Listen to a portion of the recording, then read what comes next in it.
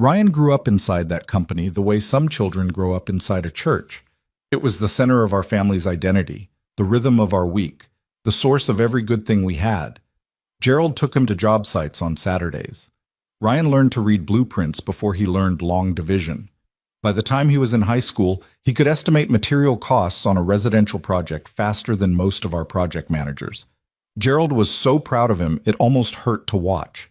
"He's going to take this further than we ever did," Gerald said to me one evening. We were sitting on the back porch of the house we'd finally bought, a real house, with a yard and a garden and enough space that we didn't have to whisper when we argued. "I can feel it, Maggie. That boy has everything we didn't have starting out." I agreed with him. I didn't know then that what Ryan had, including everything we'd given him, was exactly what would make him dangerous.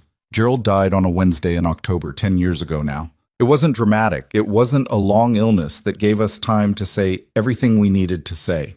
It was a heart attack, sudden and absolute, in the parking lot of a lumber supplier he'd been working with for 20 years. He was 61 years old. He was healthy, or we thought he was.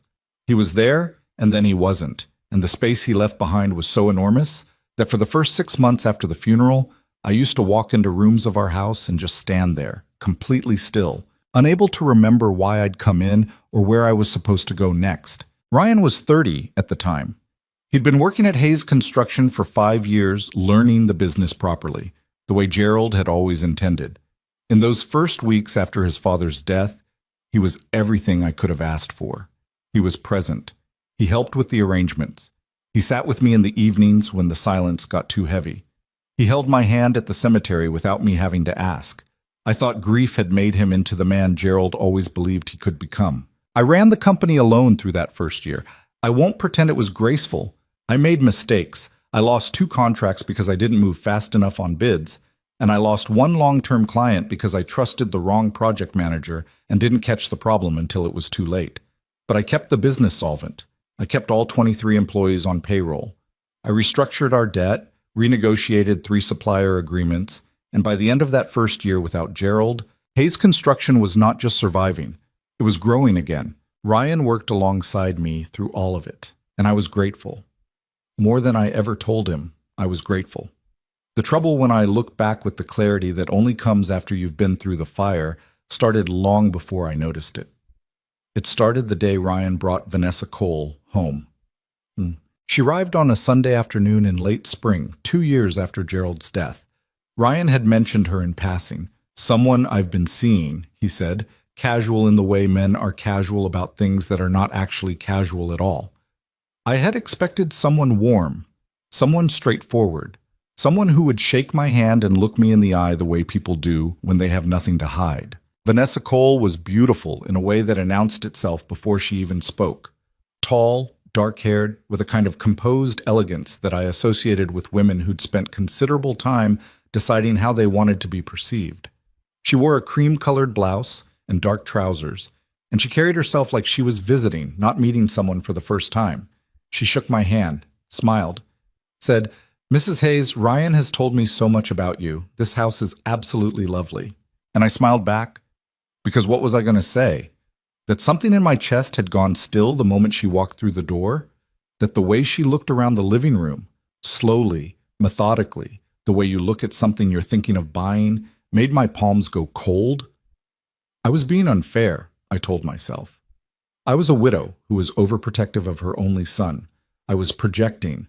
I was letting my grief make me suspicious of an innocent woman. So I made coffee. I brought out the good cups. I asked her about herself. Vanessa Cole, I learned, was from Atlanta. Her father had been in commercial real estate. She had a business degree from Emory and had spent the past 6 years working in corporate marketing for a mid-sized firm in Columbus. She was 34. She was articulate and polished, and she said all the right things at precisely the right moments. "I really admire what you've built here," she told me at one point, glancing toward the framed photo of the company's 25th anniversary celebration that hung near the hallway. "Ryan talks about Hayes Construction like it's a member of the family. You must be incredibly proud." "I am," I said. She smiled again. "As you should be." Ryan was watching her the entire time with an expression I hadn't seen on his face since he was a teenager. That look of someone who has decided that another person is the most important thing in the room and everything else is just background. It unsettled me more than anything Vanessa said or didn't say. After she left, Ryan walking her to her car, standing in the driveway for 20 minutes talking in low voices. I washed the good cups and stood at the kitchen sink and told myself I was being a foolish, lonely old woman. I was 58 years old. I was not old. But grief does something to your interior compass. It makes you doubt your own readings. I told myself to give it time. Yes. They were engaged 8 months later. I found out on a Thursday evening when Ryan called me from the restaurant where he'd apparently proposed, and Vanessa had apparently said yes immediately, without hesitation, before he'd even finished the sentence. He sounded different on the phone, breathless, almost giddy. And I told him congratulations, and I meant it. I truly did. Even though somewhere beneath that meaning was a cold and formless dread I could not have explained to anyone, not even myself. She wants to meet with you next week, Ryan said. She has some ideas. Ideas? About the wedding? About the future? She's very organized, Mom. You're going to love that about her. I did not ask what ideas she had about the future. I told myself it was about the wedding. That was a reasonable thing for an engaged woman to have ideas about. I was wrong about that too. The meeting, which is what it felt like, a meeting, not a family lunch, happened at the house on a Tuesday. Vanessa came with a leather portfolio. She set it on my kitchen table and opened it, and inside were printed documents with tabs and headers. Ryan sat beside her looking sheepish in the specific way people look when they've already agreed to something they know you're going to push back on. I've been doing some research, Vanessa began, on business succession planning for family companies. It's incredibly common and incredibly important to formalize the transition of ownership while the founder is still active and healthy. That way everyone is protected. I looked at the documents. I looked at Ryan. Transition to whom? Well, she smiled, the way she always smiled, composed, measured, like the expression was something she'd chosen carefully from a selection. To Ryan, as the natural heir. And eventually, as a couple, Ryan and I would be positioned to take Hayes Construction to the next level. I have a background in growth strategy, and Ryan has the operational expertise. It's a natural partnership. I sat with that for a moment. I'm 60 years old, I said. I'm not planning to retire. Of course not. This wouldn't require you to retire at all. It would just formalize. I understand what it would formalize, I said. There was a silence. Ryan looked at the table. Mom, he started. Ryan. My voice was quiet. I was proud of that. I didn't raise it. Not then. Not at that table on that Tuesday. I hear what you're both saying, and I'll think about it. Vanessa closed the portfolio, smiled again. Of course. There's no rush at all. But the thing about people who say there's no rush is that they almost always mean the opposite. They were married the following June. It was a beautiful wedding. I will give Vanessa that. She organized it with the same meticulous attention she brought to everything. The venue was a restored farmhouse outside the city. White lights strung through oak trees, 200 guests, a band that played Motown covers until 11 at night. She looked stunning. Ryan looked happier than I had seen him since before Gerald died. I danced at my son's wedding. I smiled at his bride. I held it together through the whole thing with the particular kind of endurance that older women in this country develop, because we are not given much of a choice. 6 weeks after the wedding, they moved into my house. This had been presented as temporary. Vanessa was between apartments. Her lease had ended and she and Ryan hadn't found the right place yet. Just a few months, Ryan said. It'll be easier for all of us. You're out there alone in that big house anyway. There it was. That phrase, that particular framing, out there alone. As though the house that Gerald and I had bought together, where we had raised our son, where I had rebuilt myself after Gerald died, was simply a place where I was existing without purpose until someone came along to give it one. Fine, I said. A few months. They moved in with 43 boxes and a sense of permanent arrangement. Within a week, things began to shift in ways that were small enough to dismiss and consistent enough to unsettle. Vanessa rearranged the kitchen. Not dramatically, not all at once. She moved the coffee mugs to a different cabinet, shifted the pantry items, reorganized the refrigerator. When I mentioned it, she said apologetically, that she'd just been trying to help, that she'd read about more efficient kitchen organization and thought I might appreciate it. I said it was fine. I moved some of the mugs back. The next day, they were in the new cabinet again. She began having work calls in the dining room during business hours, spreading her laptop and notebooks across the table I'd owned for 22 years, like she was setting up a satellite office. She started having opinions about the grocery order, the cable package, the temperature at which the thermostat was set. Each individual thing was defensible. Each individual thing could be explained as consideration or helpfulness or preference. Together, they were something else entirely. Ryan, meanwhile, began arriving at the company office later and later. He and Vanessa stayed up until 2 in the morning most nights. I could hear them through the wall, their voices low and continuous. And he'd come into the office looking exhausted and distracted, slipping out of meetings early to take calls in the parking lot. When I asked him what was going on, he said Vanessa was helping him develop a business plan, and he didn't want to get into it until it was further along. A business plan. For my company.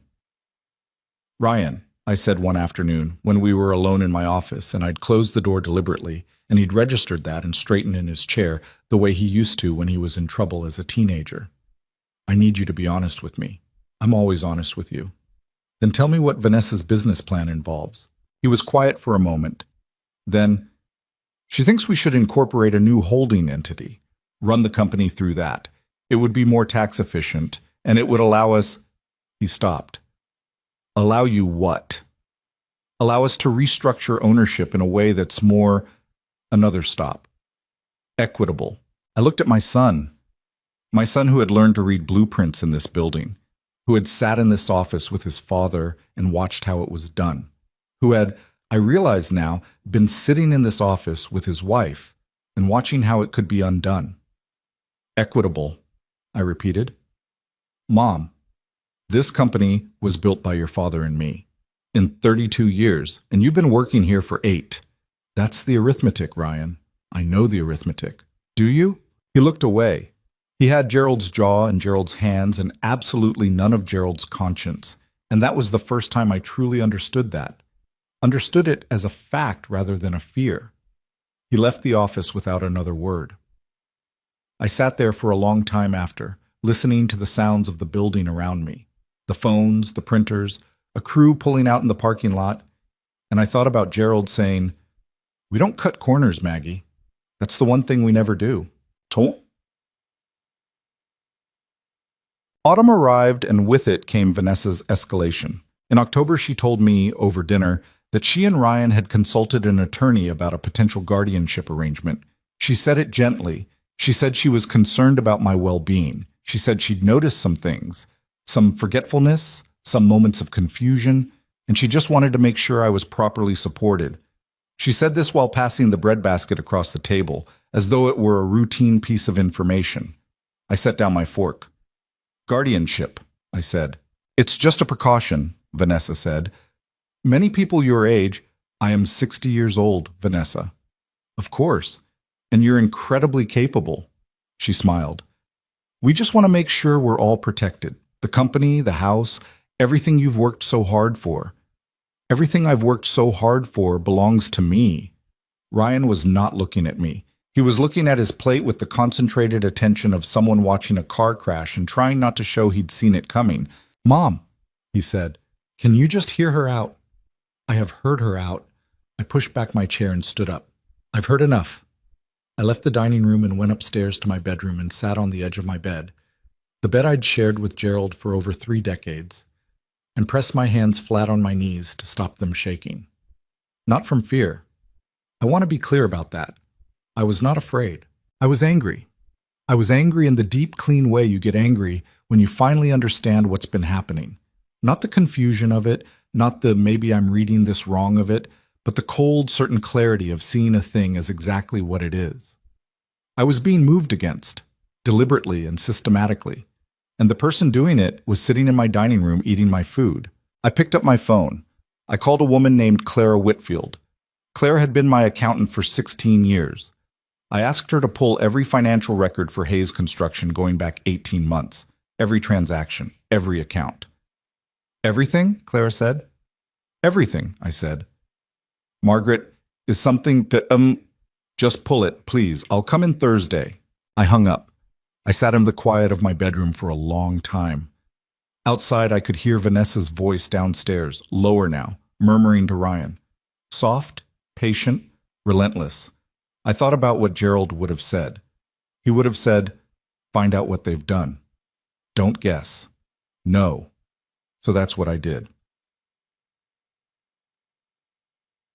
Clara's office was on the fourth floor of a building downtown that Gerald and I had driven past 1,000 times before we ever needed an accountant. I'd always liked the old stone facade of it, the heavy brass door handles. There was something trustworthy about buildings that had been standing for a long time. Clara had everything printed out when I arrived. 18 months of transactions, flagged and sorted, spread across her conference table in organized piles. She poured me coffee and sat down across from me and looked at me with the expression of someone who has found something they wish they hadn't. Tell me, I said. There are 47 transactions I can't account for, she said. In total, across 3 accounts, approximately $230,000 has been moved in ways that don't correspond to any legitimate business expense I can identify. I looked at the papers. Moved where? 2 separate accounts. Both were opened in the past 14 months. Both have Ryan listed as the sole account holder. She paused. The authorization on several of these transfers includes what appears to be your signature, Margaret, but the signature doesn't match what I have on record from you. I was very still. You're saying my signature was forged? I'm saying the signature doesn't match, Clara said carefully. I'm not an expert in document fraud, but I would recommend you consult one. I looked at the stack of papers. $230,000, 47 transactions, a forged signature. Is there more? I asked. Potentially, she said. I've only gone back 18 months. If you want me to go further, I said. Go back 3 years. Go back 5 if you need to. She nodded, then she hesitated. Margaret, you need an attorney, a good one. I can give you a name. The name she gave me was Diana Reeves. I called Diana Reeves that same afternoon. Diana Reeves was 53 years old and had been practicing civil and family law for over 25 years. She had short silver hair and wore reading glasses on a chain around her neck, and she had the particular quality of attention, focused, unhurried, absolute, that I associated with people who had learned to take in every detail without letting anything distract them. She listened to everything I told her, all of it. She didn't interrupt me, didn't write anything down at first, just listened with her hands folded on her desk and her glasses hanging against her chest. When I finished, she was quiet for a moment. Tell me about the guardianship conversation, she said. I told her again, more slowly. And they've consulted an attorney about this already? That's what she said. Diana picked up her pen. Then we need to move quickly. If they're building a case for incompetency or diminished capacity, they'll be gathering material. Medical records, witnesses, incident documentation. She paused. Have there been any incidents? Anything you could see being characterized as confusion or erratic behavior? I thought about it. I canceled a vendor meeting in September because I had a bad headache. Rescheduled it the same day. Vanessa was in the office when I made the call. That could be used. A headache. In the right framing. She said it without drama, the way you say something that is unpleasant, but simply true. We need a full cognitive evaluation on record from a neurologist of our choosing, before they file anything. We need documentation of your competency that predates whatever they're building. All right. We also need every financial record Clara has identified, plus anything further she finds. And we need to discuss security in your home. I looked at her. Security. You're living with people who may be building a legal case against you. I'd like you to think carefully about what you say in that house going forward. About written records. About anything that changes hands. She didn't say the word recording. She didn't need to. I thought about Gerald again. About building something real. About the one thing you never do. I straightened in my chair. Tell me what you need from me, I said, and I'll do it. Diana Reeves looked at me for a moment. Then she nodded, once, and picked up her pen, and we began. I drove home from Diana's office in the late afternoon, the October light coming in flat and golden through the windshield. The trees along the highway were turning, red and orange, and the specific deep yellow that always reminded me of the sweater Gerald wore for years, until I finally convinced him to throw it out. He'd laughed and put it on and done a little spin in the kitchen. I had laughed too. I missed him in that moment with the full weight of everything, but not just Gerald the husband, but Gerald the partner, the person who would have sat across from me in Diana Reeves's office and known exactly what to say. The person who had always known what I needed, sometimes before I did. But Gerald was gone. And the company we had built together was being picked apart by the son we had raised together. And the house where Gerald had died, the house where we had spent the best years of our lives, and some of the worst ones too, was occupied by a woman who had moved the coffee mugs and was quietly building a legal argument for why I shouldn't be trusted with my own home. I pulled into the driveway. I sat in the car for a minute. Then I got out and went inside, and I made dinner, and I sat at the table with my son and his wife, and I was pleasant and careful, and I gave away nothing at all. That night, alone in my room, I opened the Notes app on my phone and I started a log. Every conversation, every incident, everything that happened in that house that I needed to remember exactly as it happened, not as I feared I might remember it later. I started with the day they moved in. 43 boxes. And a sense of permanent arrangement. I wrote until midnight. Then I set the phone on the nightstand, in the dark, and I thought about what Gerald used to say when a job went sideways and the clients were difficult and the timeline was falling apart. You build it right, Maggie, or you don't build it at all. There's no in-between. There was no in-between. I closed my eyes. In the morning, there was work to do. The neurologist's name was Dr. Patricia Okafor, and she had an office on the third floor of a medical building that smelled of industrial cleaning solution and old carpet.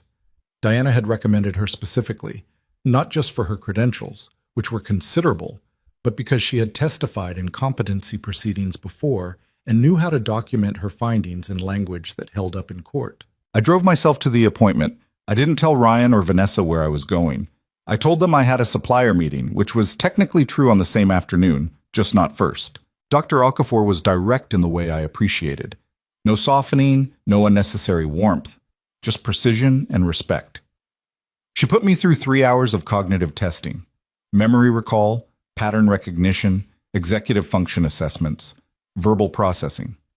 She asked me questions about current events, about my personal history, about sequences of numbers and words. She asked me to draw a clock face showing 10 past 11. She asked me to remember a list of 5 words and repeat them back 20 minutes later. I remembered all 5 words. I drew the clock correctly. I answered every question she asked me. At the end, she sat across from me and folded her hands and said, "Mrs. Hayes, based on everything I've observed today, your cognitive function is well within normal parameters for your age. In fact, in several categories, you're performing above average. There is no clinical evidence of dementia, diminished capacity, or any condition that would affect your ability to manage your personal or financial affairs." I exhaled slowly. I hadn't realized how much I'd needed to hear it said out loud by someone with no stake in the outcome. "I'd like a written report," I said, "detailed, with all test results included." "Of course." She paused. "Mrs. Hayes, can I ask, is there a legal matter involved?" "There may be," I said. She nodded, unsurprised. "I'll make sure the documentation is thorough." I thanked her and drove to the supplier meeting, and then drove home in the dark and sat in the driveway again. The engine off, the neighborhood quiet. Through the living room window, I could see the blue flicker of the television. Ryan and Vanessa, settled in like they'd always been there. I went inside. I said goodnight. I went upstairs. I had the report in my hands 4 days later. November came in hard that year, cold early, the kind of cold that arrived before you were ready and stayed longer than you wanted. I kept working. I kept going into the office every morning and running Hayes Construction the way I had run it for the past decade, carefully, seriously, with the full weight of attention it deserved. But I was watching now. I was watching everything. It was Clara who found the second layer of it. She called me on a Wednesday morning, 2 weeks into the extended audit she'd been running, and her voice had a flatness to it that I recognized as the sound of someone trying to stay professional while reporting something that made them furious. "I need you to come in," she said. "How bad?" A pause. "It's not just the transfers, Margaret." I was in her office by noon, by meet. The documents she spread across the conference table this time included vendor contracts, 3 of them, each signed in the past 8 months, each directing significant portions of project subcontracting to a company called Crestline Development Services. I had never heard of Crestline Development Services. When Clara ran it through the state business registry, it had been incorporated 14 months ago. The registered agent was a woman named Teresa Mallon. "Do you know who Teresa Mallon is?" Clara asked. "No." Clara turned her laptop to face me. The LinkedIn profile for Teresa Mallon showed a woman in her 40s with a professional headshot and a work history that included, third from the top, 18 months as an office coordinator for a marketing firm in Columbus, the same firm where Vanessa Cole had worked before moving to Ohio. I sat very still. "They went to the same company," I said. "Overlapping by about a year," Clara said. "And Crestline has billed Hayes Construction for $280,000 in subcontracting fees in the past 8 months. I can find no record of the work being performed. The project files don't reference Crestline. The crew logs don't show their workers on any of our sites." She paused. "The contracts were authorized with your signature." My signature again. Yes. I looked at the contracts. The signature was mine, or something that looked enough like mine that it had gotten through our authorization process without anyone questioning it. Which meant Ryan had known exactly how to replicate it. Which meant he had been practicing, or someone had helped him practice, for long enough to get it right. $230,000 in account transfers. $280,000 in fraudulent subcontracting. Over $500,000. Taken from the company Gerald and I had spent 32 years building. "Clara," I said, "I need you to print everything, every document, every flag, every transaction. I need 2 copies of everything, and I need 1 copy stored somewhere that is not my house or your office." She looked at me steadily. "I have a safety deposit box at First Federal. Use it." She nodded. "I'll have everything ready by Friday." I drove to Diana's office directly from Clara's, and I sat across from her and told her everything. Diana listened with that same focused stillness, and when I finished, she was quiet for a moment, and then she said, "Over $500,000. At minimum. And the forgeries. At minimum." Diana took off her glasses and set them on the desk and rubbed the bridge of her nose.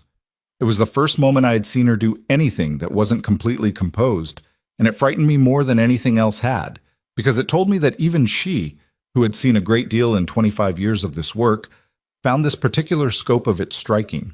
"They're not just trying to take the company, Margaret," she said.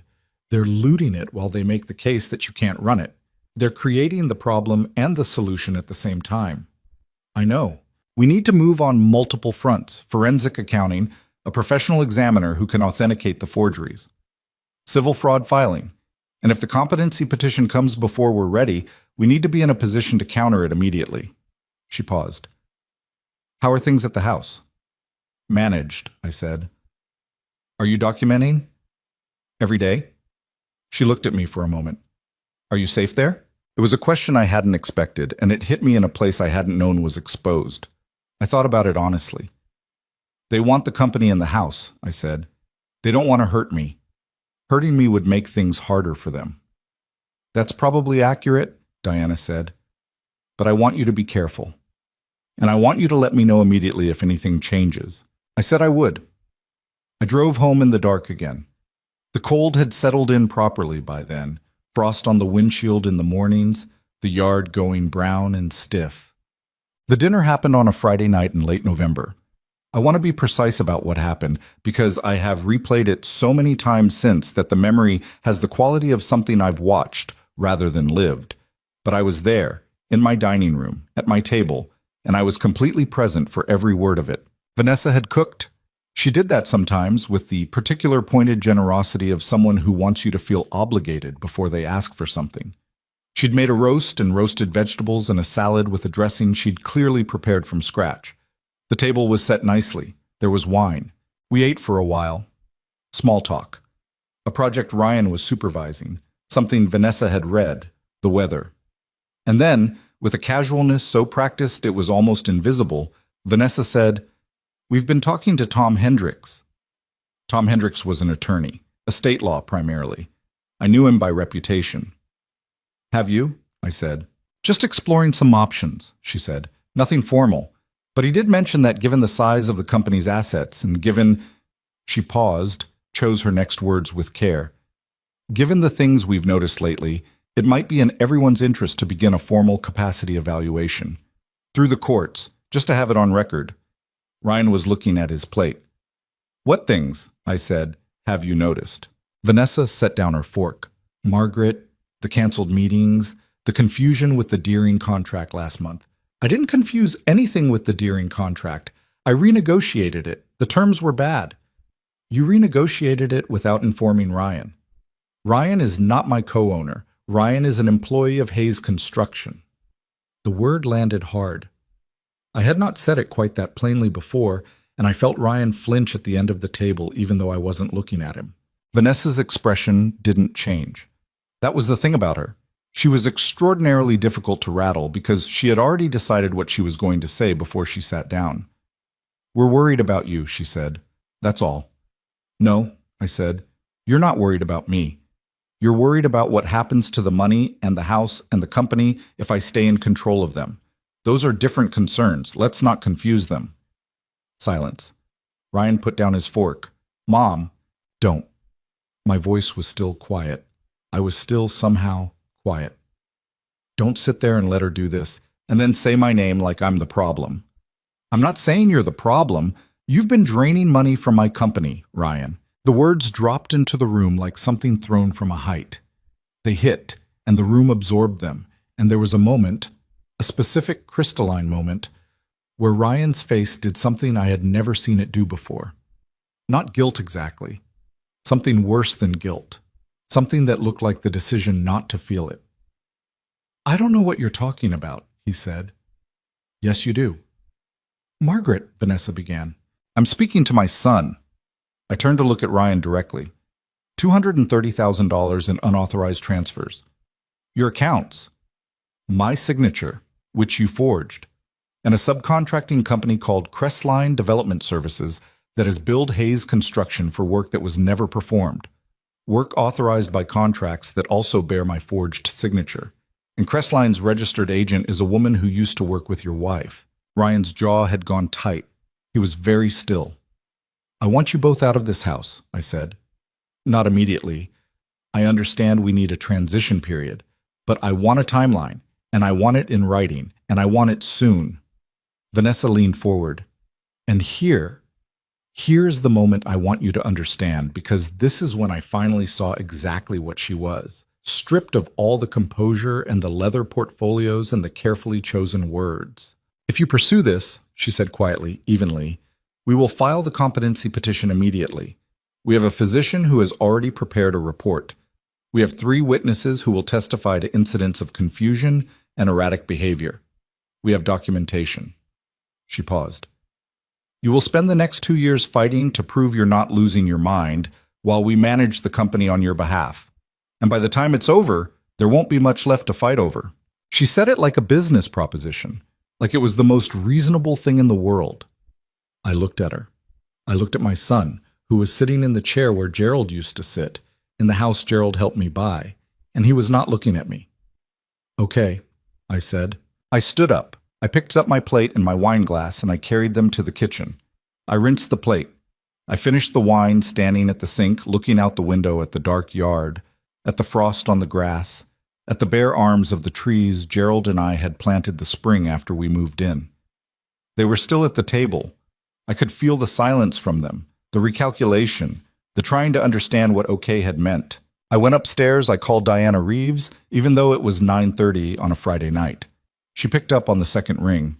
They threatened me, I said. Directly, they have a physician and they have witnesses. Tell me everything. I told her everything. She was quiet while I talked, and then she said, All right, this accelerates our timeline. I need you to do something for me tonight. What? Write down everything that was said at that table. Word for word, as close as you can get. Time and date it. Send it to me. All right. And Margaret, the recording device we discussed. Have you? Yes, I said. Starting now, she said.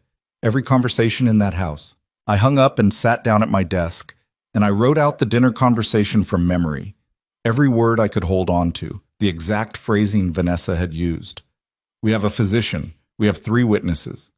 I wrote it all down and sent it to Diana, and then I opened the drawer of my nightstand and I looked at the small digital recorder I'd bought 3 weeks earlier and placed there without yet using. I thought about what Gerald would say. I thought about what he wouldn't say. Wouldn't offer comfort exactly. Wouldn't tell me it was going to be all right because he never made promises he wasn't certain he could keep. He would say, "You know what you have to do, so do it." I picked up the recorder. I checked the battery. I set it on my nightstand where I would remember it in the morning. Then I lay back on my bed and stared at the ceiling, and I thought about my son at that table, not looking at me, while his wife explained how they planned to take everything I had. I had loved that boy with every available part of myself. I had worked for him before he was born and kept working after he became a man and held on to the company through Gerald's death, partly because I genuinely believed, that one day I would hand it to Ryan and he would carry what his father and I had built forward into something we couldn't yet imagine. That belief had not died easily. I want to be honest about that.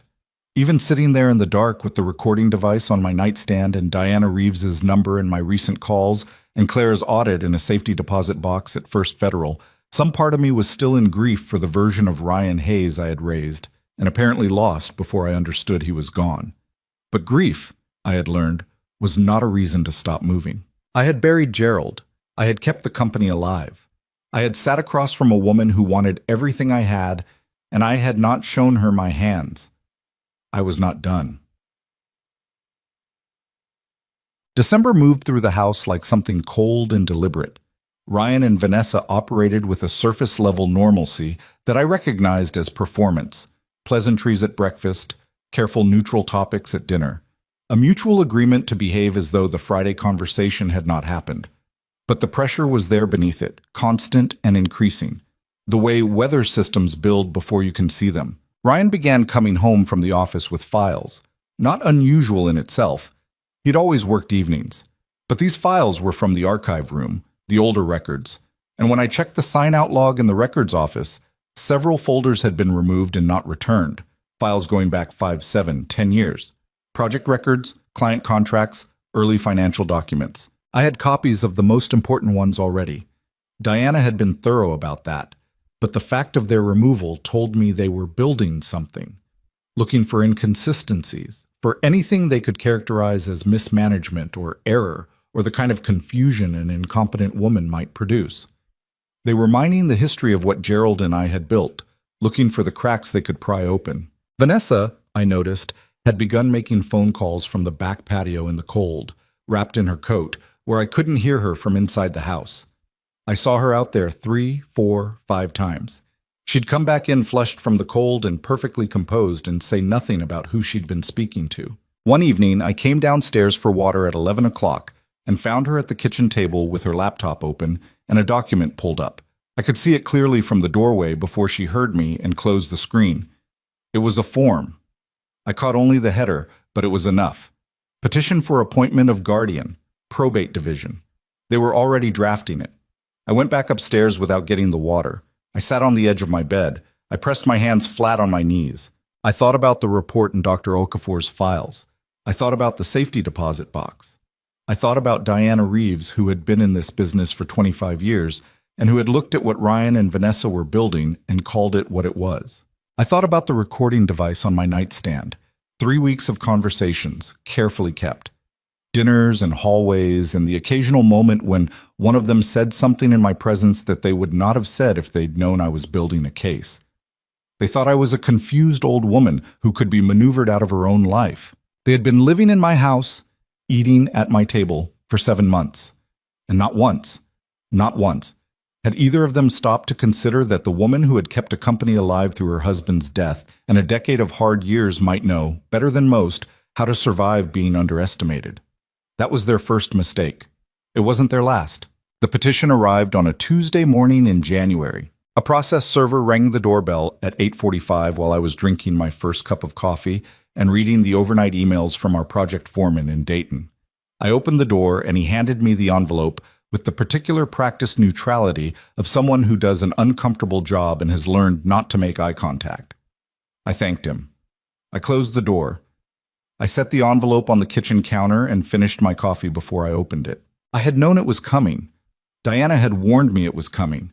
I had documents ready, a physician's report ready, an accountant's audit ready, months of recorded conversations archived on a hard drive in Diana's office. I had known. It still hit me like a fist in the chest. In the matter of the guardianship of Margaret Ann Hayes, and then my name printed on a legal document, positioned as someone who needed to be managed, someone who could not be trusted to manage herself. My name, in a petition filed by my son. I read the whole thing standing at the kitchen counter. Ryan was still upstairs. Vanessa had left early, her car gone from the driveway before I came down. I read every paragraph of the document they had built against me. The physician's report, attached as Exhibit A, from a Dr. Leonard Marsh, who had apparently conducted an evaluation and concluded that I demonstrated significant markers of cognitive decline consistent with early-stage dementia. I had never met Dr. Leonard Marsh. I had never been in his office. I had never sat across from him and drawn a clock face or repeated a list of words. They had manufactured a medical report from a physician I had never seen. I put the document down on the counter. I breathed in slowly. I picked up my phone and called Diana. "I have it," I said when she answered. "I know. The court sent me a copy this morning. Are you all right?" "I'm reading the physician's report. I've never met this man." "I know." Her voice was very steady. "Margaret, this is actually significant. A fabricated medical report is not just unethical. It's criminal, document fraud, potentially fraud on the court. This changes the landscape of what we're dealing with." A pause. "Can you come in this afternoon?" "I'll be there at 2. I set the phone down. I heard Ryan's footsteps on the stairs, the particular creak of the third step from the bottom, the one I had been meaning to have fixed for years. He came into the kitchen in yesterday's clothes, hair uncombed, and he saw the document on the counter, and he stopped. For a moment, we just looked at each other. "Mom," he started. "Don't," I said. "I don't want to hear it this morning." He opened his mouth again. Something crossed his face, something that might have been the beginning of something honest, and then it closed down. He went to the refrigerator, took out the orange juice, poured a glass. "We're doing this because we're worried about you," he said to the refrigerator door. "You're doing this because Vanessa told you to," I said. "And you've been doing what Vanessa tells you for long enough that you've stopped noticing the difference between her conclusions and your own." He didn't answer. He drank his juice. He left the kitchen without looking at me. I picked up the petition and put it in my bag. I went to work.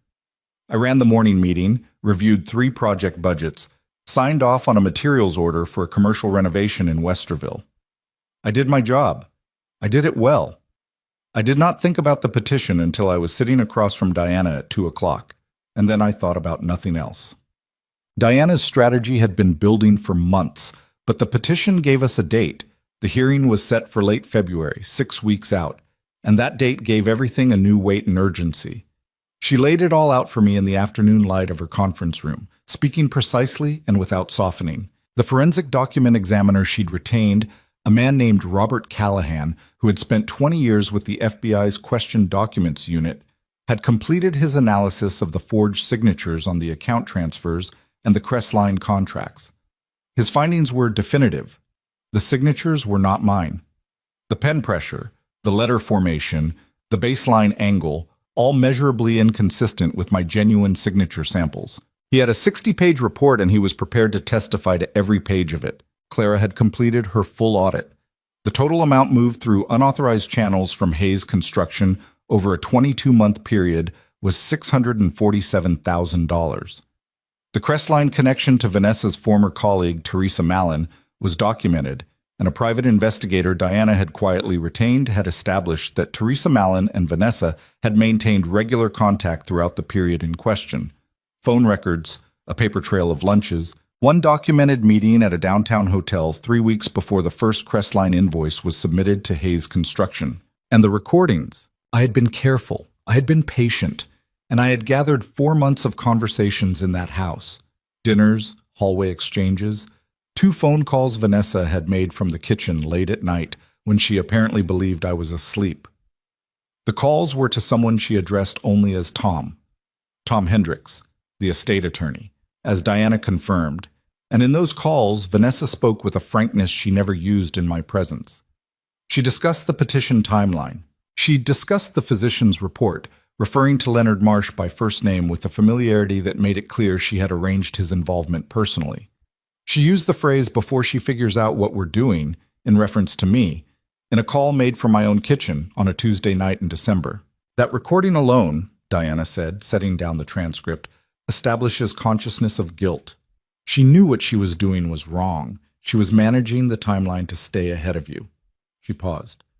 They're going to walk into that courtroom in 6 weeks believing they have a confused elderly woman who stumbled onto some financial irregularities she doesn't fully understand. We need to let them believe that until the moment we don't. I understood what she was saying. You want me to do nothing between now and the hearing. I want you to do nothing visible. Nothing that signals to them how prepared we are. Can you manage that?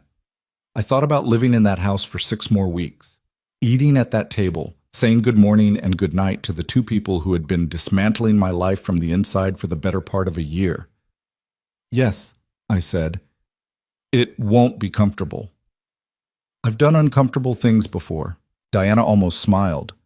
I know you have. Hon, those 6 weeks were the longest of my life. Longer than the first weeks after Gerald died, longer than the year I ran the company alone and wasn't sure it was going to survive. Those earlier hard things had been hard because they were losses. This was hard in a different way. It required me to hold everything I knew and show none of it. To perform a version of myself that was worried but not fighting back, rattled but not organized, the confused aging woman they believed me to be. I am not a natural performer. I had always been direct. It was something Gerald loved about me, and something that had made certain negotiations harder than they needed to be over the years. I said what I meant. I showed what I felt. For 6 weeks I did neither. I let Vanessa make observations about my memory lapses at dinner, and I let them land without challenge. I let Ryan handle 2 vendor calls that were properly my responsibility, and I watched him do it imperfectly and said nothing. I let the house feel like their house, and I let them feel like they were winning, and I went to my room every night and wrote in my log and called Diana twice a week and counted the days. 2 things happened during those 6 weeks that I have not been able to fully account for in my memory, even now. The first was a Sunday afternoon when Ryan and I were briefly alone. Vanessa had gone to see a friend and wouldn't be back until evening. We were in the kitchen, both of us making separate versions of lunch without discussing it, and Ryan said suddenly with his back to me, "Do you remember when I was in 8th grade and I broke the basement window?" I stopped. "The baseball," I said. "You'd been told 100 times not to practice near the house." "I hid in the yard for 2 hours because I was scared of what Dad would say." He paused. He didn't even yell. He just looked at me and said, "Okay, now go get the broom." I didn't say anything. "I keep thinking about that," Ryan said. He didn't say anything else. He took his plate and went to the living room and turned on the television, and I stood in the kitchen and I felt for a moment the specific ache of loving someone who is choosing wrong. Not the clean anger of betrayal, but something murkier and harder. The grief of watching a person you know to be capable of better things refuse to be better. I wanted to believe that moment was the beginning of something. I know better now than to say for certain what it was. People are complicated. Ryan Hayes was complicated. He was a man who had made choices I couldn't forgive and felt things he couldn't act on. And both of those things were simultaneously true, and the truth of one did not cancel the other.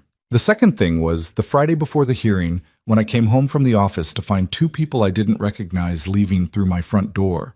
A man and a woman, both middle-aged, both well-dressed, both carrying themselves with the particular careful posture of people who know they're doing something they'd rather not be observed doing. They were in my house. Vanessa was at the door seeing them out. When she saw me coming up the front walk, her expression shifted. Not dramatically, just the slightest recalibration, the eyes going neutral. And she said, "Margaret, you're home early."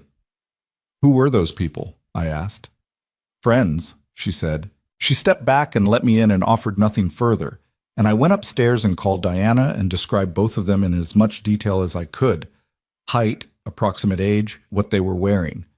Diana called me back 2 hours later.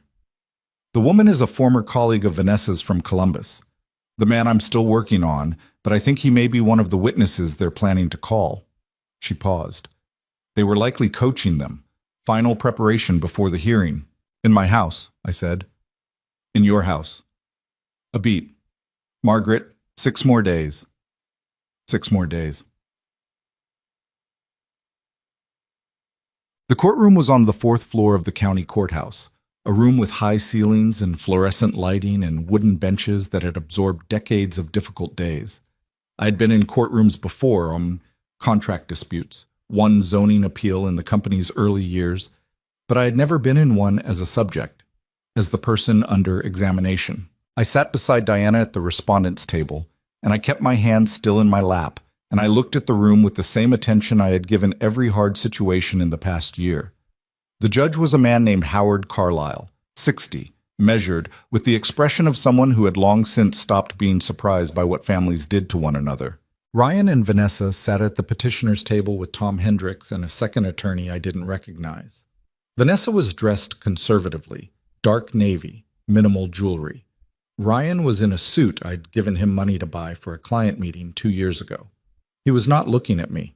Tom Hendricks opened by painting the picture they had built, a portrait of a grieving widow in cognitive decline, a woman who had been making increasingly erratic business decisions, who had shown alarming episodes of confusion and memory loss, who, with great reluctance and out of genuine love and concern, her son and daughter-in-law were seeking to protect through the mechanism of guardianship.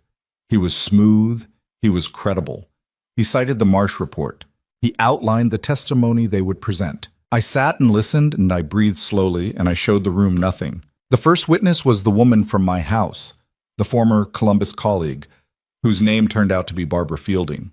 She testified that she had visited Hayes Construction 3 months prior and witnessed me becoming confused and agitated during a routine conversation about project timelines, that I had apparently lost track of which project she was referring to and had repeated myself twice without appearing to notice.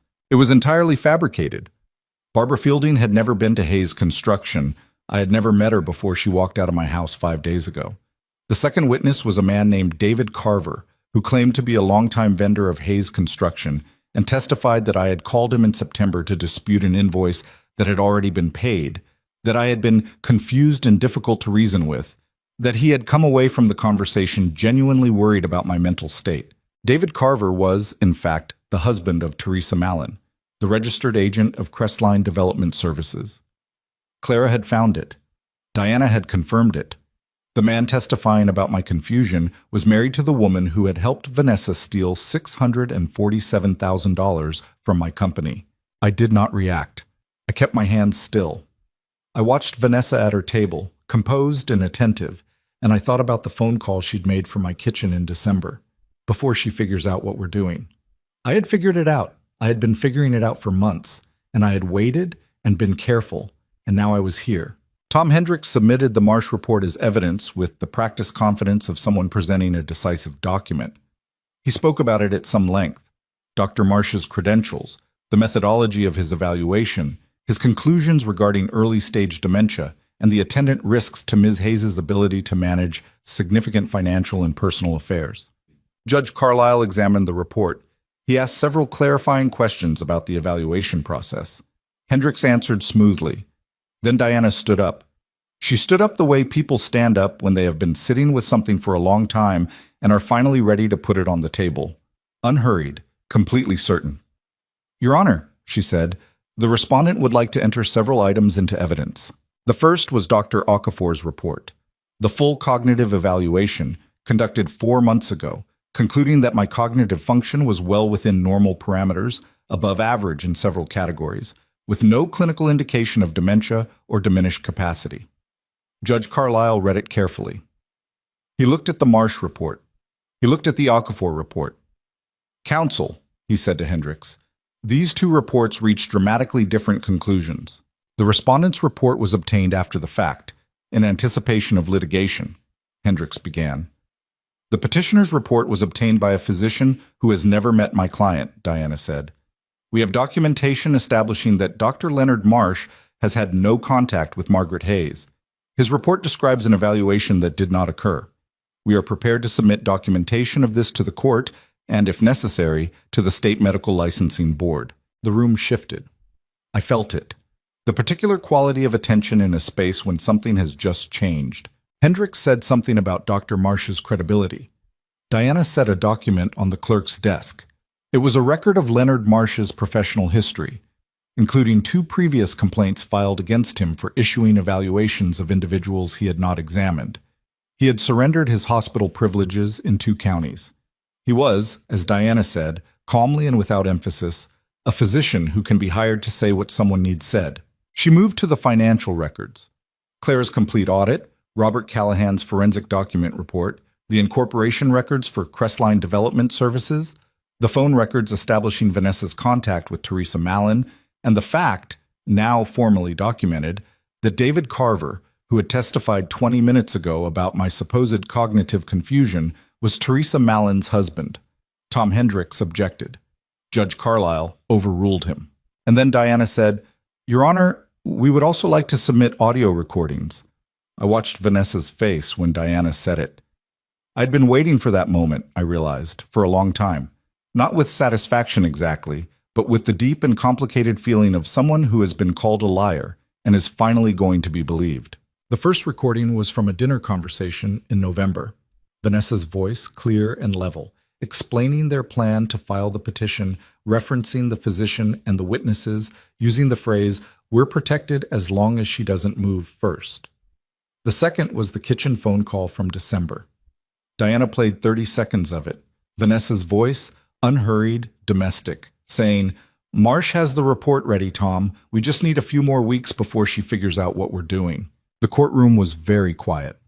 Hendricks attempted a rapid recovery, challenged the admissibility of the recordings, raised the question of whether they had been legally obtained. Diana had anticipated this. Ohio's recording law required one-party consent, and I was a party to the conversations recorded in my own home. She had a brief filed on the question before he finished asking it. Judge Carlisle called a 15-minute recess. I sat at the respondent's table and looked at my hands and breathed. Diana sat beside me and said nothing, which was exactly right. There was nothing to say. It was in the room now. All of it, everything I had collected and carried for months. And the room was doing with it what rooms do. Ryan had turned in his chair. He was looking at me. Not the way he'd looked at me across the dinner table all those months. Not the careful avoidance, not the studied neutrality. He was looking at me the way the boy in my kitchen had looked at me when he talked about the broken basement window.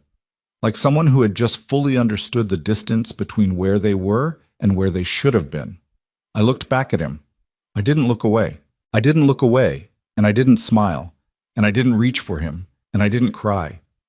I looked at my son, this man I had carried and raised and loved and lost, and I let him see that I was still standing, that I had always been standing, that every single thing they had tried to do to me had failed to make me fall.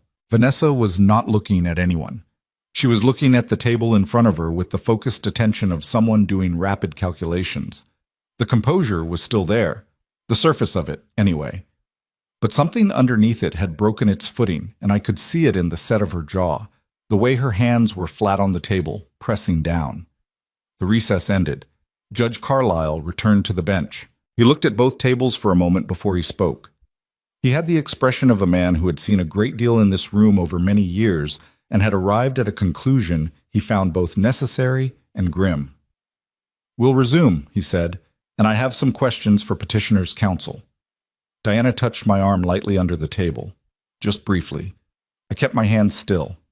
I kept my face still, and I waited for what came next. Judge Carlisle's questions were not gentle. He directed them at Tom Hendricks with the measured precision of someone who has spent decades distinguishing between people who don't know they're wrong and people who have decided it doesn't matter. He asked about the methodology used to select Dr. Marsh. He asked why the evaluation had not been conducted through the court's own appointed examiner, which was standard practice in contested guardianship proceedings.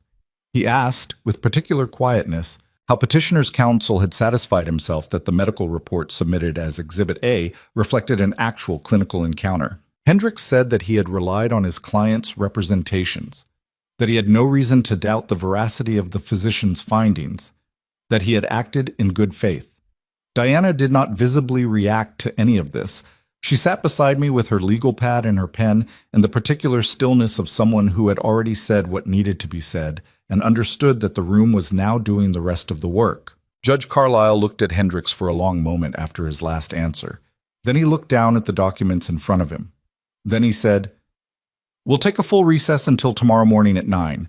I want both parties prepared to address the admissibility questions I'll be circulating this afternoon, and I want petitioner's counsel to consider carefully what representations he is in a position to continue making to this court. It wasn't a ruling, not yet, but it was something.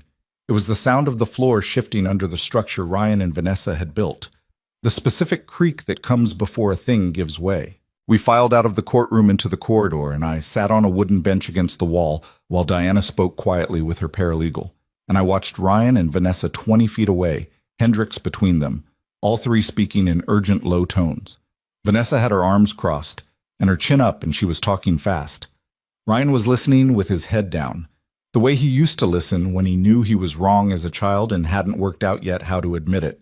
I watched my son stand in that corridor and listen to the woman who had orchestrated all of this.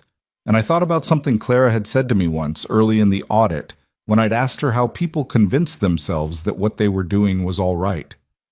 Clara had looked at me over her glasses and said, "Usually somebody convinces them first. And by the time they figure out they've been convinced, they're too far in to turn around." I didn't know how far in Ryan had been from the beginning. I didn't know how much of this was his design and how much of it he'd been walked into. That uncertainty had lived in me for a long time, like a splinter that's too deep to reach. Not quite pain, but never quite comfortable either. Diana came and sat beside me. "How are you doing?" "I'm all right," I said, and I meant it, mostly. "Tomorrow will be harder," she said. "Carlisle is going to push petitioner's counsel on the record. Hendricks is going to have to make a choice about how much exposure he's willing to take on for clients who have been lying to him. That could go a few different ways." "What's the best way it goes?" "Hendricks withdraws from the petition. Carlisle dismisses it with prejudice and refers the financial matter to the DA's office." She paused.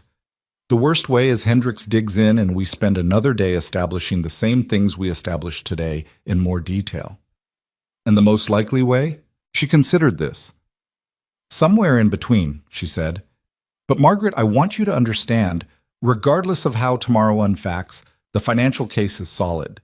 The forgeries are documented, the fraud is documented, the recording of Vanessa explicitly discussing the scheme is documented. Even if the guardianship petition somehow survived tomorrow, which I don't believe it will, the criminal exposure for both of them is significant, and it does not depend on the outcome in that courtroom." I let that settle. "Okay," I said. "Go home tonight. Eat something. Sleep if you can." "They'll be there," I said. "I know." A pause. "Do you want me to arrange somewhere else for you to stay?" I thought about it. I thought about leaving my own house the night before the day that mattered most. I thought about what that would mean, what it would feel like, and what Gerald would think of it. "No," I said. "I'll be there." The house was very quiet when I got home.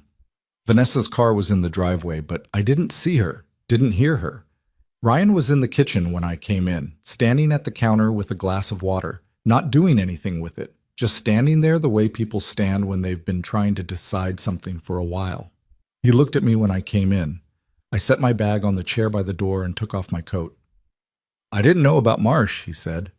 I looked at him. "The doctor," he said. "I didn't know she'd arranged a fake report. She told me we had a physician who'd reviewed your records. I thought—" He stopped, pressed his hand flat on the counter. "I thought it was real." I stood in my hallway and looked at my son, and I tried to take that statement at its honest weight without adding to it or subtracting from it. "Ryan," I said carefully, "did you know about Crestline?" A long pause. "Yes." "Did you know the signatures on those contracts were forged?" Another pause, smaller. "I signed some of them myself," he said. "She told me it was a restructuring mechanism, that it was legal." "It wasn't legal." "I know that now." "You knew it then," I said. Not unkindly, just as fact. "You knew your mother's name was on contracts she didn't sign. You knew money was leaving the company in ways that weren't authorized. You're not a foolish man, Ryan. You knew." He didn't argue with that. He looked at the water glass. "I don't know what she told you," I said. "I don't know what she convinced you was true or fair or owed, but I need you to understand that what you did, what you participated in, was not a gray area. It was not a misunderstanding. You took money from the company your father and I built, and you helped someone try to have me declared incompetent so you could take the rest. I paused. Whatever she told you, those were the actions. He was quiet for a long time. Then he said, in a voice that was stripped of everything, all the performance, all the careful management, I know. That was the truest thing he said to me in that house. 2 words, and they cost him something real. I could see it. But 2 true words at the end of a long wrong don't undo the wrong. I had learned that lesson in the other direction when I was young, and it had stayed with me. Get a lawyer, I said. Your own lawyer, not Hendricks, not anyone Vanessa found. Someone who is working for you and not the 2 of you together. I picked up my bag. Whatever happens tomorrow, you're going to need someone in your corner who is actually in your corner. I went upstairs. I heard him still standing in the kitchen for a long time after. The morning of the second hearing day was gray and cold, the kind of February morning that feels like the world is withholding something. I dressed carefully. I ate toast and drank coffee and drove to the courthouse and sat in Diana's car in the parking garage for 5 minutes while she went through her notes one more time, not because she needed to, but because it was her process and I had learned to respect it. Ready? She said. Yes, I said. Tom Hendricks, it turned out, had spent the night making a choice. He appeared in the courtroom that morning looking like a man who had slept badly and arrived at an unpleasant destination. He requested permission to address the court before proceedings resumed. Judge Carlisle granted it. Hendricks stood at the podium and said, with the measured and clearly pre-rehearsed language of an attorney managing his own liability, that petitioner's counsel had become aware of information that materially undermined the evidentiary basis of the guardianship petition. The counsel could not in good conscience continue to present certain evidence to the court, and that petitioner's counsel was withdrawing his representation effective immediately and recommending that the petition be voluntarily dismissed. The room absorbed that. Vanessa, at the petitioner's table, now flanked only by the second attorney and Ryan, who had appeared that morning with a different lawyer, a younger man named Greg Alton, whom I didn't know, sat very still. Her face did not change, but something in her posture changed, a fraction, a degree. The particular shift of someone who has just lost a variable they were counting on. Judge Carlisle accepted Hendricks' withdrawal and noted it on the record. He then looked at the petitioner's table and said, given the withdrawal of lead counsel and the significant evidentiary questions raised during yesterday's proceedings, this court is dismissing the petition for guardianship of Margaret Ann Hayes with prejudice. Mrs. Hayes is declared fully competent and retains complete legal authority over her personal and financial affairs, with prejudice. Those 2 words meant it could not be refiled. It was done. Diana wrote something on her legal pad and slid it to me. It said, first part, stay steady. I stayed steady, because the judge wasn't finished. He looked at both tables with the expression of a man who has seen a deliberate wrong done in his courtroom and intends to say so clearly. This court is referring the matters of document fraud, fabrication of medical testimony, and financial misappropriation detailed in respondent's evidence to the district attorney's office for review. I am also referring the conduct of Dr. Leonard Marsh to the State Medical Licensing Board. He paused. This proceeding has revealed conduct that goes substantially beyond a family disagreement about an elder's capacity. The court takes fraud on this court seriously. The relevant authorities will be receiving this court's complete record. Ryan had gone pale. Vanessa had not changed expression, but her second attorney leaned over and spoke quietly in her ear, and she closed her eyes for just a moment, the first crack in the surface, the first thing that looked like what it actually was. And then it was over. Not everything, not the criminal referrals, not the civil suit Diana had ready to file that same afternoon, not the full accounting of what was owed and what would be returned, but the thing they had built to take from me, the petition that had my name on it as a subject, as someone to be managed and controlled and stripped of her own life. That was over. I walked out of that courtroom into the corridor and I stood by the window at the end of the hall and I looked out at the gray February sky and I breathed. Diana filed the civil fraud suit that afternoon. I was not present for it. I had gone back to the office because there was work to do and the work didn't stop, had never stopped. I sat at my desk and returned 3 calls and reviewed a project proposal, and somewhere in the middle of reading a materials estimate, I realized my hands had stopped shaking. I hadn't known they were shaking until they weren't. The civil suit was comprehensive. It named Ryan Hayes and Vanessa Cole as defendants, sought recovery of the $647,000 in documented misappropriation plus damages, and included a separate action related to the fraudulent medical report and the manufactured witnesses, tortious fraud, intentional infliction of harm. Diana was not a timid attorney. She had not been timid once in all the months I'd worked with her. The criminal referral moved faster than I expected. The district attorney's office contacted Diana within a week of the hearing. They had been tracking a pattern of elder financial abuse cases, and the documentation from our case, the forensic report, the Crestline paper trail, the recordings, was, according to the investigator assigned, unusually complete. That was Clara's work. That was months of careful, unglamorous accounting done by a woman who had been my accountant for 16 years and who had, in the end, helped me save everything. I called Clara the evening I heard from Diana about the DA's office. She picked up on the third ring, and I said, "I don't think I've told you properly what you did for me." "You told me to pull everything," she said, "so I pulled everything." Clara. Margaret. Her voice was warm and a little gruff, the way it always was when she was deflecting something. "You paid your invoices on time for 16 years. That's all the thanks I need." I laughed. It came out rougher than I expected, catching in my throat, and I pressed my hand against my mouth for a moment because the laugh was close to something else, and I needed to keep them separate.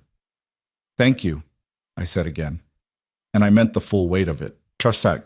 The eviction, I will call it what it was, happened on a Saturday morning in March. Diana had obtained an order requiring Ryan and Vanessa to vacate the property within 30 days of the civil suit filing. They had 30 days. They took 23. I was at the office when it happened. I had arranged to be at the office. I did not want to watch them carry boxes out of my house, did not want to stand in the rooms where Gerald and I had spent our lives and watch the remnants of their occupation being loaded into a moving truck. I thought that was a thing I could spare myself, and I was right to. When I came home that evening, the house was empty in a specific way. Not the empty of a house no one lives in, but the empty of a house returned to itself. Some of their things were gone. Some marks remained.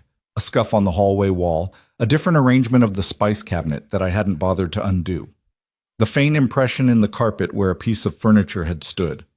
Evidence of occupancy. I would deal with it gradually, over time, the way you deal with most things. I went through each room slowly. The kitchen. The dining room with its long table. The living room where the television sat and where I could still see, if I looked at the right angle.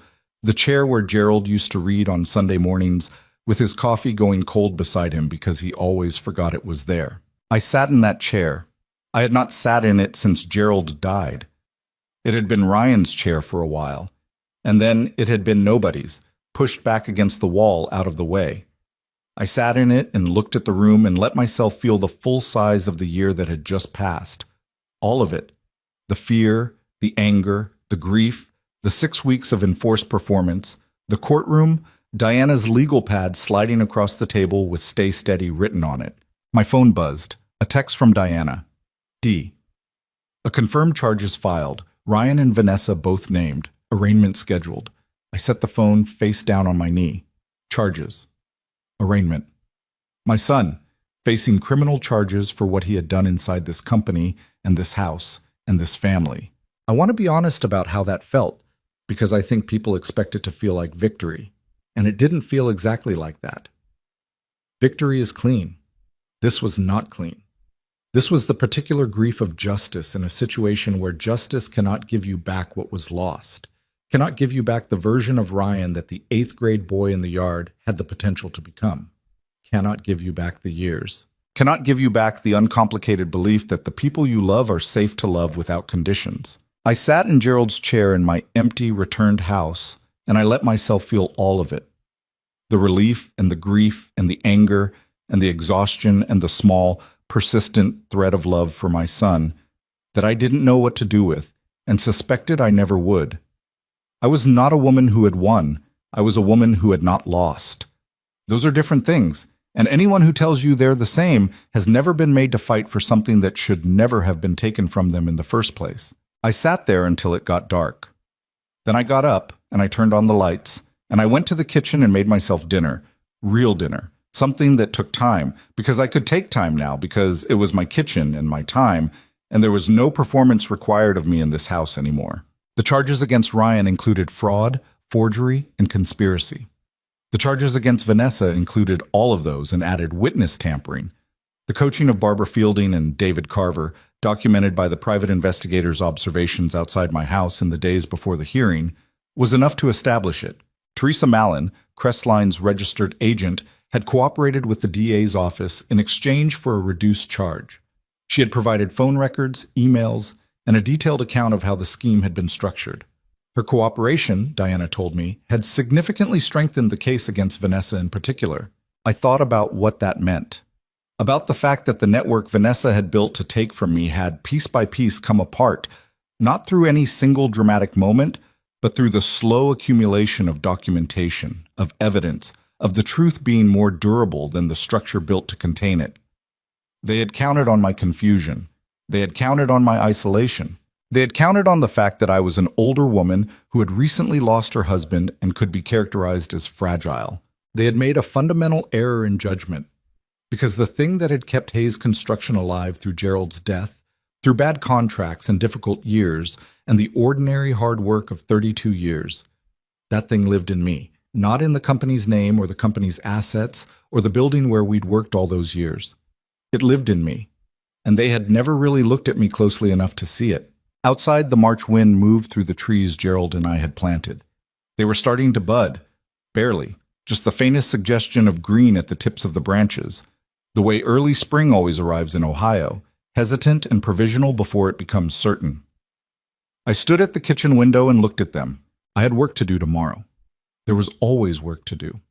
The company was still standing, still running, still carrying the name Gerald, and I had put on it 32 years ago in a one-bedroom apartment above a dry cleaner's with a second-hand truck and a set of inherited tools and the absolute, unshakable belief that something real could be built. It had been real. It still was. And I was still the one who ran it. Spring came slowly that year, the way it does in Ohio when winter is overstayed. Reluctant, provisional, arriving a little at a time rather than all at once. The trees in my yard put out their buds in March, and the grass came back in April, and by May the whole yard looked the way it always had, the way it looked every year when Gerald was alive, green and ordinary and completely indifferent to everything that had happened inside the house behind it. I found that comforting, somehow. The indifference of it. The fact that the yard did not know what it had witnessed. The trial, Ryan and Vanessa's criminal trial, was set for September. Between March and September, I rebuilt.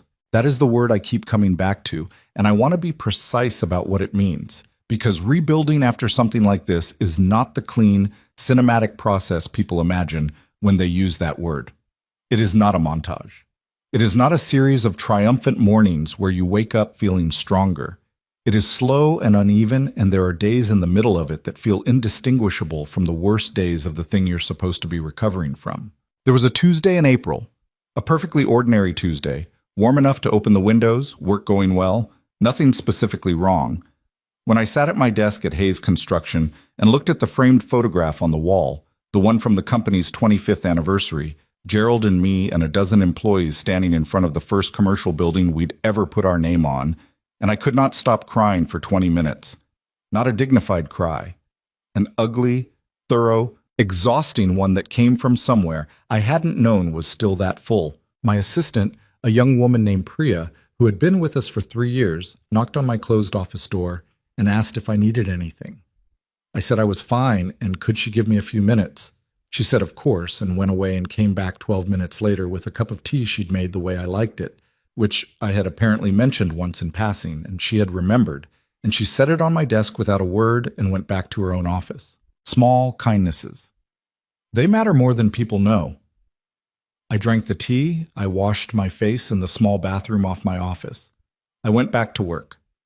That is what rebuilding looks like most of the time. You cry and you wash your face and you go back to work. The civil suit settled in June. Ryan did not fight it. His personal attorney, Greg Alton, had apparently advised him clearly that fighting was not a viable position given the documentation Diana had assembled, and Ryan had, In the months since the hearing demonstrated something I hadn't fully expected. A degree of cooperation with the process that read less like strategy and more like a man trying to do the one thing he still could, which was not make it worse. The settlement required full repayment of the $647,000 over a structured period, plus damages. Ryan's portion of the payment was tied to the sale of assets he and Vanessa had accumulated during their marriage. 2 investment accounts, a piece of property Vanessa had purchased in her own name 18 months into the marriage, the proceeds of which I now understood had come at least partly from Cressline's fraudulent billing. Vanessa contested the settlement terms through her own attorney. She contested everything, right up until the point where her attorney apparently explained what contesting everything was going to cost her against what she stood to gain, and she signed. Diana called me when the final signatures were in. "It's done," she said. "The first payment will clear within 30 days.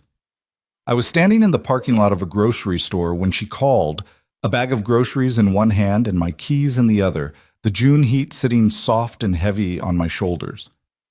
"Thank you," I said. "Diana, for all of it." There was a brief silence, then she said, "You did the hard part. I just made sure the right people were looking in the right directions." That's a generous way to describe 18 months of work. "It was interesting work," she said, and I could hear the smile in it. "Get some rest this weekend, Margaret." I drove home with the windows down and the radio on, something I hadn't done in longer than I could remember. Driven without thinking about the next thing, without running calculations, without monitoring myself for the signs of an ambush I might have missed. Just driven, just listened to the radio. The criminal trial began on a Tuesday in September, and I want to tell you about it honestly, which means telling you that it was not the cathartic, clarifying experience I had imagined during all those months when I was building toward it. It was exhausting. It was procedurally repetitive. It involved a great deal of sitting and waiting and listening to things I already knew described in language that was precise and airless and stripped of everything human. It involved seeing Ryan across a courtroom every day for 3 weeks, and it involved watching Vanessa, who had maintained throughout the entire preceding months the quality of controlled composure that I had come to recognize as her defining characteristic, finally begin to show the edges of it wearing through. She testified in her own defense. Her attorney had decided this was necessary, which told me they were not confident in the rest of their case. She was articulate and measured on the stand, and she gave a version of events in which everything had been well-intentioned, in which she had genuinely believed the physician's report was legitimate, in which she had been trying to protect a family asset from a woman she loved and worried about. She said the word love several times. She said it with apparent sincerity. The prosecutor, a woman named Ann Costello, who had been with the DA's office for 15 years and had a specialty in elder financial abuse cases, asked Vanessa about the December phone call. She played the recording. She asked Vanessa, in a quiet and completely level voice, to explain the phrase, "before she figures out what we're doing." Vanessa said it had been taken out of context. Ann Costello played it again. Vanessa said she had been referring to something else entirely. Ann Costello asked, specifically, what she had been referring to. Vanessa said she didn't recall the specific conversation. That was the moment, I think, when the jury stopped believing her. Not dramatically. There was no visible shift, no audible change in the room. But I'd been watching people's faces for 30 years in negotiations and client meetings and difficult conversations, and I could feel it, the way you feel a temperature change before you can measure it. They deliberated for 2 days. The verdicts came back on a Friday afternoon. Ryan, guilty of fraud, forgery, and conspiracy. Vanessa, guilty of fraud, forgery, conspiracy, and witness tampering. I sat in that courtroom and heard those words read out loud, and I felt, I am going to tell you what I actually felt, not what seems appropriate to feel. I felt very tired and very sad, and underneath that, quiet in a way I hadn't been quiet in years. Not happy, not triumphant, just quiet. Ryan's sentencing was 3 months after the verdict. He received a 28-month sentence with eligibility for early release after 18 months, given his cooperation with authorities and his lack of prior criminal history. His attorney had worked to establish the degree to which he had been influenced and directed by Vanessa, and while that did not absolve him, nor should it have, it was reflected in the differential between their sentences. Vanessa received 42 months. Her composure broke on the day of sentencing, finally and completely. Not in the dramatic way of the movies, not a collapse, but a fissure. The controlled surface fracturing in the courtroom when the judge read out the sentence and she understood it was real. She pressed her lips together hard and looked at the ceiling for a moment, and then she was composed again, or as composed as 42 months allowed, and she was led out. I drove home alone. I made dinner alone. I sat at my table alone, and I thought about what it had cost. What all of it had cost. Not just in money, not just in the year and a half of my life spent building the case and surviving the house and sitting in courtrooms, but in the currency that doesn't have a name. The trust. The belief that the people closest to you are safe. The version of Ryan I'd still been holding on to somewhere. The version that lived in the same place as my memory of Gerald, and the part of me that was more past than present. I ate my dinner. I washed the dish. I went to bed at a reasonable hour. That was the last night I spent thinking primarily about what had been taken. After that, I started thinking about what I was going to do with what remained. But the first scholarship was established in November. I had been thinking about it since the summer, since a conversation with a woman named Ruth Garland, who ran a nonprofit in our county that provided legal assistance to older adults facing financial abuse. Diana had introduced us, thinking Ruth might be interested in the documentation from my case as a resource for other attorneys working similar situations. Ruth was small and energetic and spoke the way people speak when they have been furious about something for a long time and have learned to channel it productively. We had coffee twice before she asked me directly, "Would you consider being involved? Not just as a donor, as a voice." I thought about that. Being a voice, standing in rooms and saying, "This happened to me, here is how it happened, here is what you can do." "I'm not a public person," I said. "You don't have to be public," Ruth said. "You just have to be willing to tell the truth when it matters." I had been willing to tell the truth when it mattered for the past year and a half. I supposed I could continue. The Hayes Garland Scholarship for Legal Studies was endowed in November, funded through a portion of the civil settlement recovery. It was designed for students entering elder law or elder advocacy, specifically students from working-class backgrounds who might not otherwise pursue that specialty, because it rarely makes you rich. And the people who need those attorneys most are often the people who can least afford them. The naming was Ruth's idea. I had resisted it, putting my name on something still felt, in those first months, like more visibility than I wanted. Ruth said, "Margaret, the whole point is that people know where it came from, so they know someone fought back and won." I let her put my name on it. The first recipient was a 24-year-old woman from Chillicothe named Destiny Osei, who was in her second year of law school and had written in her application essay about watching her grandmother lose her savings to a predatory reverse mortgage scheme. I read her essay 3 times. I invited her to lunch. She was serious and sharp and a little guarded, the way young people are when they've seen real hardship and aren't sure yet whether the person across from them is safe. I told her some of what had happened, not all of it, not yet, not to someone I'd just met, but enough. Enough that she understood the scholarship was not charity. It was a transaction between 2 people who had both seen something ugly done to someone who didn't deserve it. "Why law?" I asked her. She thought about it for a moment. "Because the people who did it to my grandmother knew the rules, and she didn't," she said. "That's the whole thing, right? They counted on her not knowing. I want to be the person who knows." I thought about Diana Reeves, who had known, who had built an argument from months of careful work, and laid it out in a courtroom, and let the truth do what truth does when it finally has enough room. "That's exactly right," I said. Hayes Construction's revenue grew by 19% the following fiscal year. I want to be honest about why, because it wasn't magic and it wasn't simply resilience. It was work. It was the decision, made deliberately, and with full understanding of what it required, to reinvest in the company rather than pull back from it.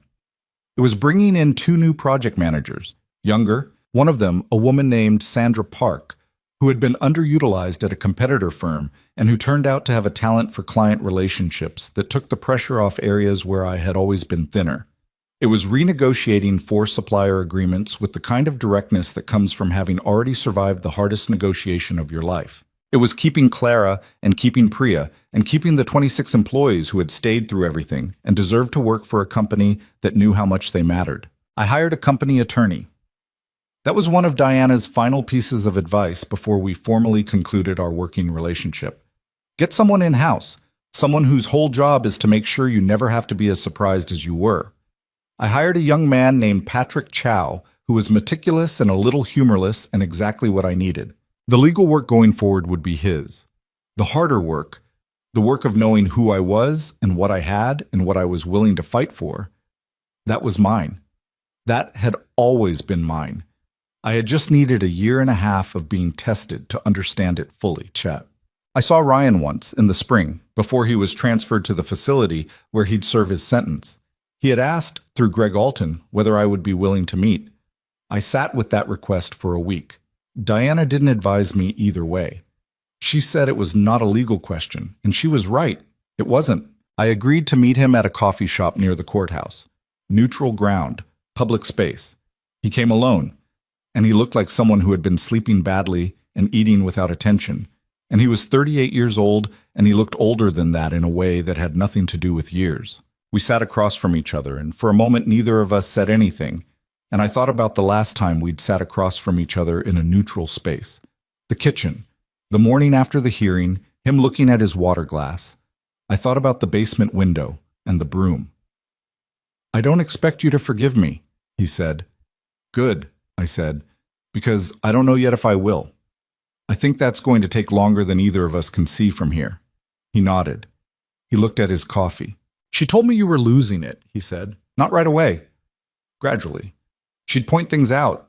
Decisions she said were erratic, things she said she'd heard from employees. She built it up over time." He paused. "And I wanted to believe it, I think, because if you were losing it, then it made sense that the company should transition. It made sense that we should be in charge. It gave me a reason that wasn't just greed." That honesty cost him something. I could see it cost him. "You knew me your whole life," I said. "You know who I am. Whatever she told you, you had 38 years of knowing me to measure it against." "I know," he said. "Then that's the thing you have to figure out," I said. "Not what she told you, why you chose to believe it." He didn't have an answer for that. I hadn't expected one. Some questions take years to answer properly, and he was going to have time, more time than he wanted, in a place he hadn't chosen, to sit with it. We finished our coffee.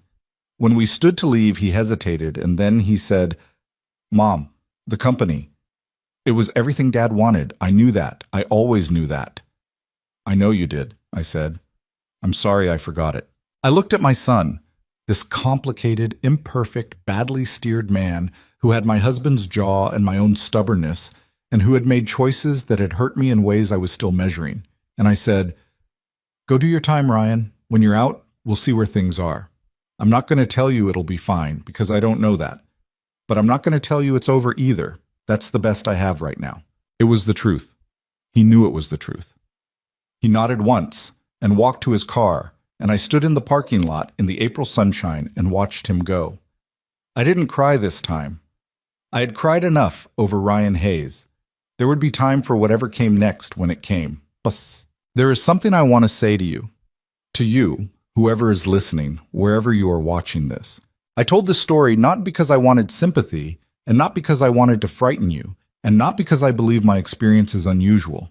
I told it because I know, I have learned this now with the certainty of someone who has lived it, that what happened to me happens more than most people think. It happens in houses and at kitchen tables and in offices and in family meetings where someone produces a document and says, "Just sign here," in a voice that sounds like love but isn't. It happens to women and men who spent their lives building something real and then found themselves surrounded by people who had decided that real thing was easier to take than to earn. Here's what I know. You have the right to own what you built, not conditionally, not with apologies, not with the permission of people who are counting your years like a countdown to their inheritance.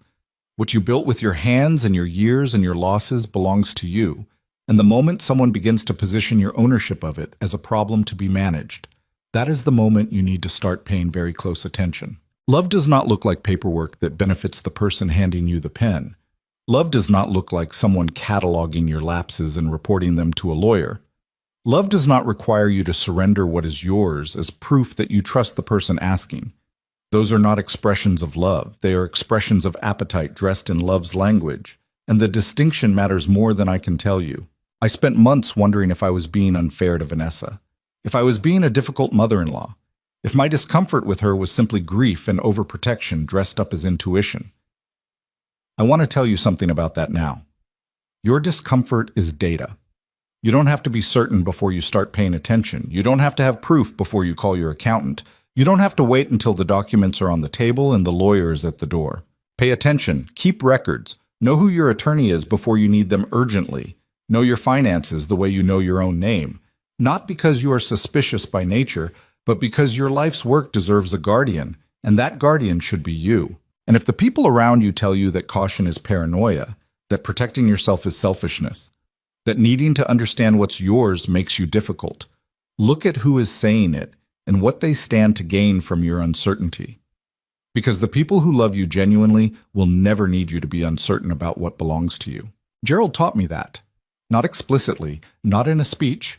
He taught it in the way he kept the books honestly and insisted on fair contracts and said, we don't cut corners about work and money and people and everything else.